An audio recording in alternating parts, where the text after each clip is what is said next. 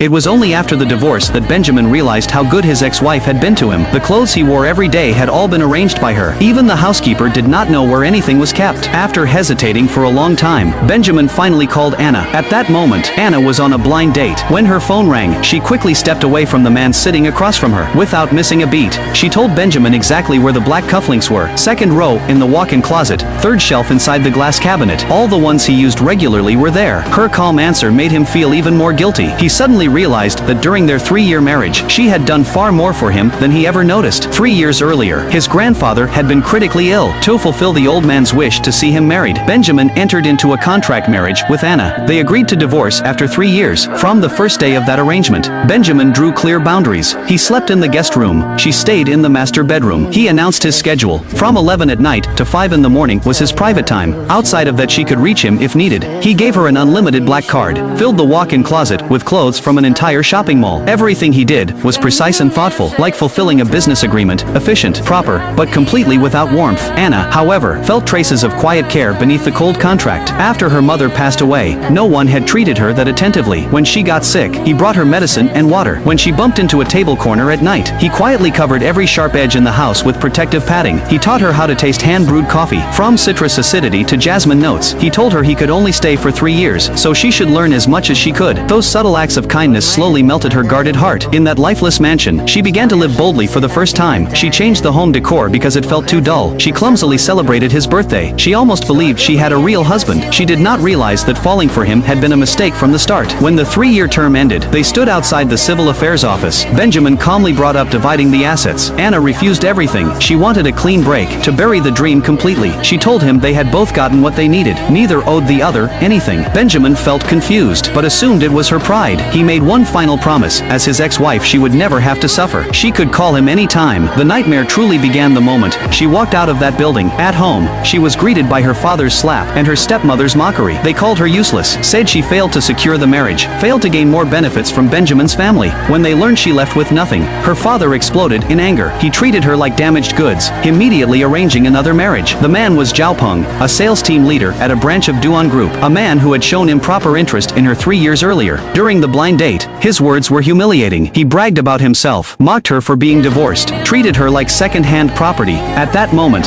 Benjamin called again. He only wanted to ask about a pair of black cufflinks. She gave the exact location without hesitation. That simple exchange revealed how deeply she was woven into his life. Days later, at a high-end reception, Zhao Peng brought Anna as his date. He introduced her as his fiancée, added that she had been divorced, drawing laughter from the crowd. Anna felt utterly humiliated. Then Benjamin appeared, as the central figure of the evening, standing beside an elegant Miss Fang. Ivrion said she was his perfect match. Anna's heart sank. She finally understood she had only been a passerby in his life. Zhao Peng tried to flatter Benjamin, again introducing Anna as his fiancée. Benjamin's expression turned cold. He stared at Zhao Peng silently. The pressure alone made the man break into a sweat. Amid the tension, Anna suddenly realized her period had started. She hurried into the restroom in embarrassment. She called Zhao Peng for help. He responded with impatience. When she felt completely alone, Benjamin found her. He handed her the supplies she usually used, along with a cup of hot water. He reminded her calmly not to move around too much during her period. It would worsen the cramps. He warned her that Zhao Peng was slick and unreliable. His concern only made her heart ache. She told him coldly that they were divorced. He had no right to interfere. Miss Fang appeared and interrupted them. Benjamin was called away. Zhao Peng, embarrassed in front of his boss, left her alone at the venue. Anna returned home exhausted, only to face something worse. Her father threatened her with her late mother's company and grave, forcing her to marry Zhao Peng. When she resisted, he beat her. To protect the only thing her mother left behind, she gave in.